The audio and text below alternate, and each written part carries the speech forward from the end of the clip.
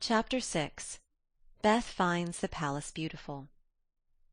The big house did prove a palace beautiful, though it took some time for all to get in, and Beth found it very hard to pass the lions. Old Mr. Lawrence was the biggest one, but after he had called, said something funny or kind to each one of the girls, and talked over old times with their mother, nobody felt much afraid of him, except timid Beth. The other lion was the fact that they were poor and Laurie rich, for this made them shy of accepting favours which they could not return.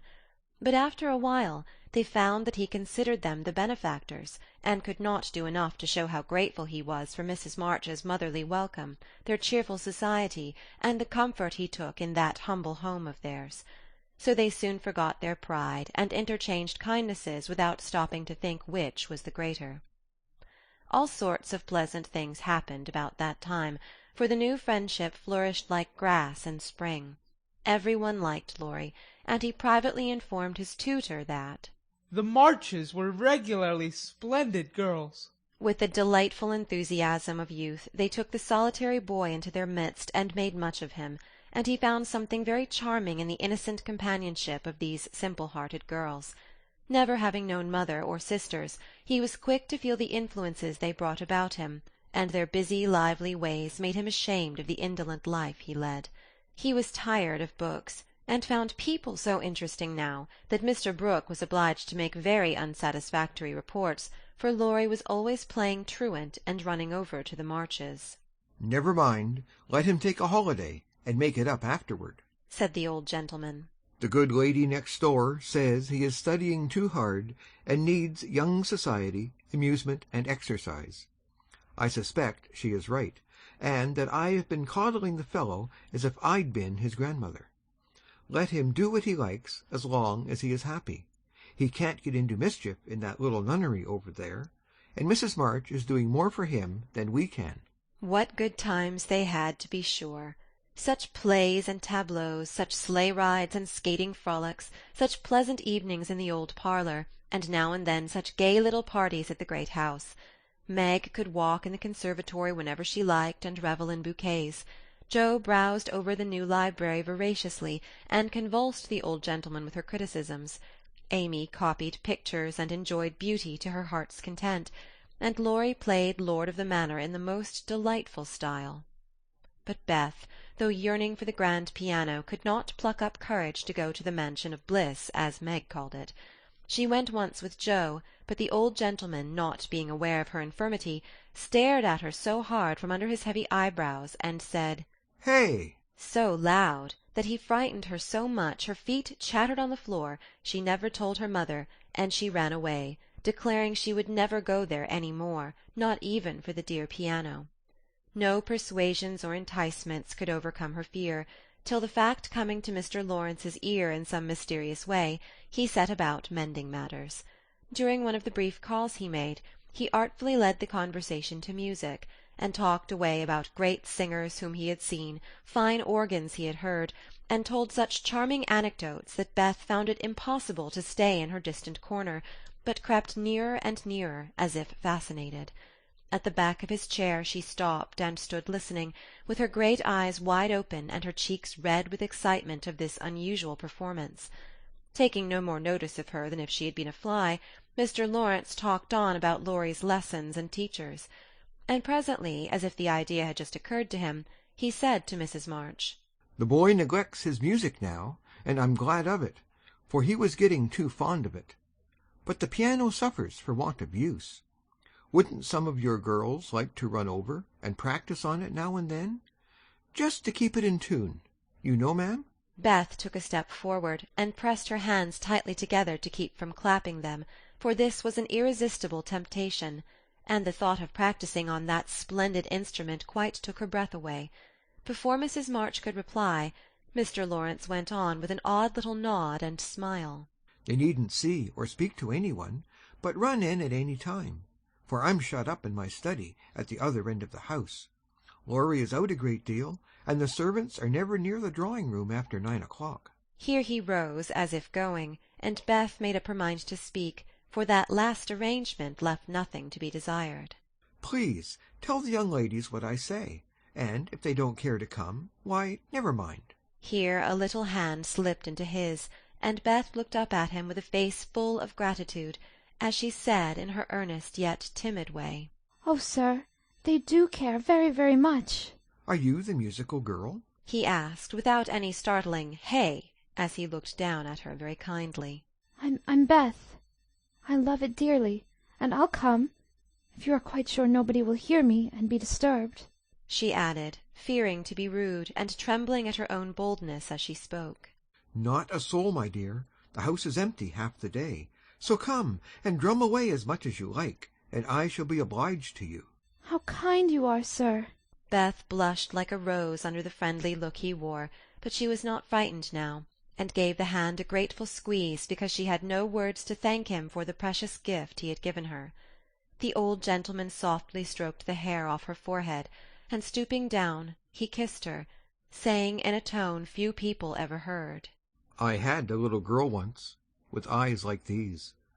God bless you, my dear. Good day, madame." and he went away in a great hurry.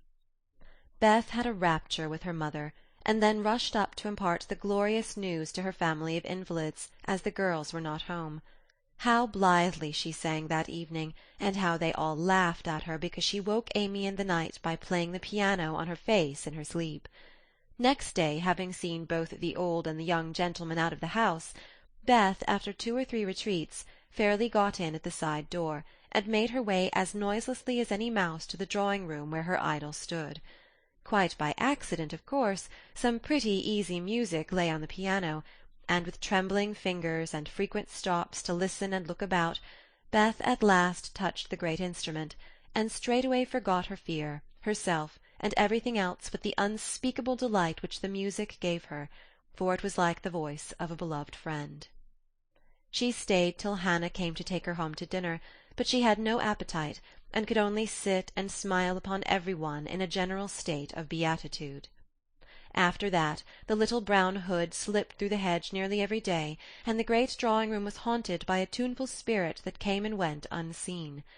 She never knew that Mr. Lawrence opened his study door to hear the old-fashioned airs he liked. She never saw Laurie mount guard in the hall to warn the servants away. She never suspected that the exercise books and new songs which she found in the rack were put there for her especial benefit, and when he talked to her about music at home, she only thought how kind he was to tell things that helped her so much. So she enjoyed herself heartily, and found, what isn't always the case, that her granted wish was all she hoped for. Perhaps it was because she was so grateful for this blessing that a greater was given her. At any rate, she deserved both. "Mother, I'm going to work Mr. Lawrence a pair of slippers. He is so kind to me, I must thank him, and I don't know any other way. Can I do it?" asked Beth, a few weeks after that eventful call of his. "Yes, dear, it will please him very much, and be a nice way of thanking him. The girls will help you about them, and I will pay for the making up," replied Mrs. March, who took peculiar pleasure in granting Beth's requests, because she so seldom asked anything for herself. After many serious discussions with Meg and Joe, the pattern was chosen, the materials bought, and the slippers begun. A cluster of grave yet cheerful pansies on a deeper purple ground was pronounced very appropriate and pretty, and Beth worked away early and late, with occasional lifts over hard parts. She was a nimble little needlewoman, and they were finished before anyone got tired of them. Then she wrote a short, simple note, and with Laurie's help got them smuggled onto the study table one morning before the old gentleman was up. When this excitement was over, Beth waited to see what would happen. All day passed, and a part of the next, before any acknowledgment arrived, and she was beginning to fear she had offended her crotchety friend. On the afternoon of the second day she went out to do an errand, and give poor Joanna, the invalid doll, her daily exercise.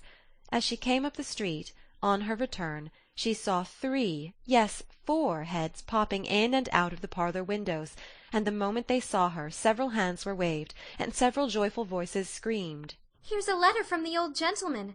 Come quick and read it." "Oh, Beth, he sent you," began Amy, gesticulating with unseemly energy, but she got no further, for Joe quenched her by slamming down the window. Beth hurried on in a flutter of suspense. At the door her sister seized and bore her to the parlour in a triumphal procession, all pointing and saying at once, Look there! there! Look there!" there! Beth did look, and turned pale with delight and surprise, for there stood a little cabinet piano, with a letter lying on the glossy lid, directed like a sign-board to Miss Elizabeth March. For me? Gasped Beth, holding on to Joe and feeling as if she should tumble down, it was such an overwhelming thing altogether. Yes, all for you, my precious. Isn't it splendid of him? Don't you think he's the dearest old man in the world?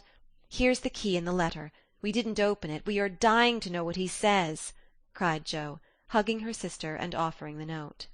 You read it. I can't. I feel so queer. Oh, it's too lovely.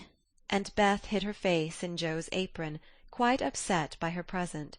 Joe opened the paper and began to laugh, for the first words she saw were, Miss March, dear Madam. How nice it sounds. I wish someone would write to me so, said Amy, who thought the old-fashioned address very elegant. I have had many pairs of slippers in my life, but I never had any that suited me so well as yours, continued Joe. Heart's ease is my favorite flower, and these will always remind me of the gentle giver. I like to pay my debts, so I know you will allow the old gentleman to send you something which once belonged to the little granddaughter he lost. With hearty thanks and best wishes, I remain your faithful friend and humble servant, James Lawrence. There, Beth, that's an honour to be proud of, I'm sure. Laurie told me how fond Mr. Lawrence used to be of the child who died, and how he kept all her little things carefully. Just think, he's given you her piano. That comes of having big blue eyes and loving music, said Joe, trying to soothe Beth, who trembled and looked more excited than she had ever been before. See the cunning brackets to hold candles, and the nice green silk puckered up with the gold rose in the middle, and the pretty rack and stool all complete, added Meg, opening the instrument and displaying its beauties. Your humble servant, James Lawrence. Only think of his writing that to you. I'll tell the girls. They'll think it's splendid, said Amy, much impressed by the note. Try it, honey. Let's hear the sound of the baby piano, said Hannah, who always took a share in the family joys and sorrows. So Beth tried it, and everyone pronounced it the most remarkable piano ever heard. It had evidently been newly tuned and put in apple-pie order, but perfect as it was, I think the real charm lay in the happiest of all happy faces which leaned over it, as Beth lovingly touched the beautiful black and white keys and pressed the bright pedals. "You'll have to go and thank him," said Joe, by way of a joke, for the idea of the child's really going never entered her head. Yes, I mean to. I guess I'll go now, before I get frightened thinking about it. And to the utter amazement of the assembled family, Beth walked deliberately down the garden, through the hedge, and in at the Lawrences' door. Well, I wish I may die if it ain't the queerest thing I ever see. The piano has turned her head. She'd never have gone in her right mind, cried Hannah, staring after her, while the girls were rendered quite speechless by the miracle. They would have been still more amazed if they had seen what Beth did afterward. If you will believe me, she went and knocked at the study door before she gave herself time to think, and when a gruff voice called out, Come in, she did go in, right up to Mr. Lawrence, who looked quite taken aback, and held out her hand, saying with only a small quaver in her voice, I came to thank you, sir, for—" But she didn't finish, for he looked so friendly that she forgot her speech, and only remembering that he had lost the little girl he loved, she put both arms round his neck and kissed him. If the roof of the house had suddenly flown off, the old gentleman wouldn't have been more astonished. But he liked it. Oh dear, yes, he liked it amazingly, and was so touched and pleased by that confiding little kiss that all his crustiness vanished, and he just set her on his knee and laid his wrinkled cheek against her rosy one, feeling as if he had got his own little granddaughter back again. Beth ceased to fear him from that moment, and sat there talking to him as cosily as if she had known him all her life, for love casts out fear, and gratitude can conquer pride. When she went home, he walked with her to her own gate, shook hands cordially, and touched his hat as he marched back again, looking very stately and erect, like a handsome, soldierly old gentleman, as he was. When the girls saw that performance, Jo began to dance a jig, by way of expressing her satisfaction, Amy nearly fell out of the window in her surprise, and Meg exclaimed, with uplifted hands, Well, I do believe the world is coming to an end.